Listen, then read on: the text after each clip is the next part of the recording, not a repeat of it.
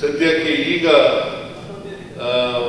ಮಂಗಳೂರು ಜಿಲ್ಲೆನಲ್ಲಿ, ದಕ್ಷಿಣ ಕನ್ನಡ ಜಿಲ್ಲೆಯಲ್ಲಿ ಶಾಂತದ ವಾತಾವರಣ ಮತ್ತೆ ಪುನರಾರಂಭಕ್ಕೆ ಬರ್ತಾ ಇರ್ತಕ್ಕಂಥದ್ದು ಅತ್ಯಂತ ಸ್ವಾಗತಾರ್ಹವಾದಂಥ ವಿಚಾರ ಅಂತೇಳಿ ಈ ಸಂದರ್ಭದಲ್ಲಿ ಹೇಳಲಿಕ್ಕೆ ಬಯಸ್ತಾ ಇದ್ದೇನೆ.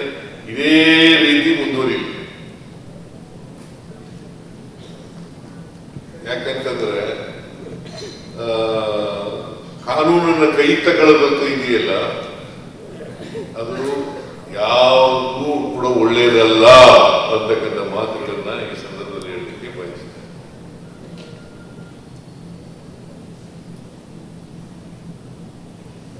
ಕಾನೂನನ್ನು ಯಾರು ಕೈ ತಗೊಳ್ಬಾರ್ದು.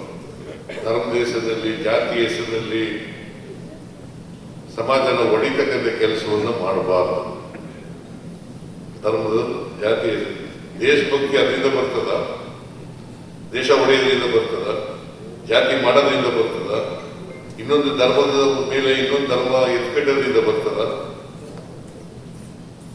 ಅದು ಬರ್ಲಿಕ್ಕೆ ಸಾಧ್ಯನೇ ಇಲ್ಲ. ಎಲ್ಲ ಧರ್ಮಗಳು ಕೂಡ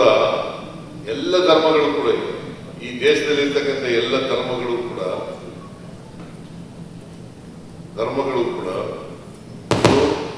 ಹಿಂದೂ ಧರ್ಮ ಇರ್ಬೋದು, ಇಸ್ಲಾಂ ಧರ್ಮ ಇರ್ಬೋದು, ಕ್ರಿಶ್ಚಿಯನ್ ಧರ್ಮ ಇರ್ಬೋದು, ಬೌದ್ಧ ಧರ್ಮ ಇರ್ಬೋದು, ಸಿಖ್ ಧರ್ಮ ಇರ್ಬೋದು, ಯಾವುದೇ ಧರ್ಮ ತಗೊಳ್ಳಿ, ಎಲ್ಲ ಧರ್ಮಗಳು ಕೂಡ ಪ್ರೀತಿಯನ್ನ ಹೇಳ್ತವೆ ಹೊರತು ದ್ವೇಷವನ್ನ ಹೇಳ್ತಕ್ಕಂಥ ಕೆಲಸವನ್ನ ಮಾಡಲ್ಲ.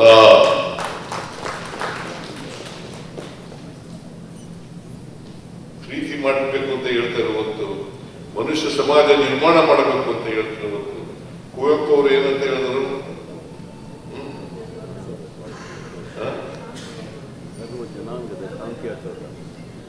ಶಾಂತಿಯ ತೋಟ ಮಾಡಬೇಕು ಅಲ್ವಾ? ಕುವೆಂಪು ಅವರು ಹೆಸರು ಹೇಳಕ್ಕ ನಾವಿರೋದು. ಕುವೆಂಪು ಅವರು ಹೆಸರು ಹೇಳಿದ ಮೇಲೆ ಅವ್ರು ಹೇಳದಂತೆ ನಡ್ಕೊಳ್ತಕ್ಕಂಥ ಪ್ರಯತ್ನವನ್ನು ಕೂಡ ನಾವು ಮಾಡಬೇಕು.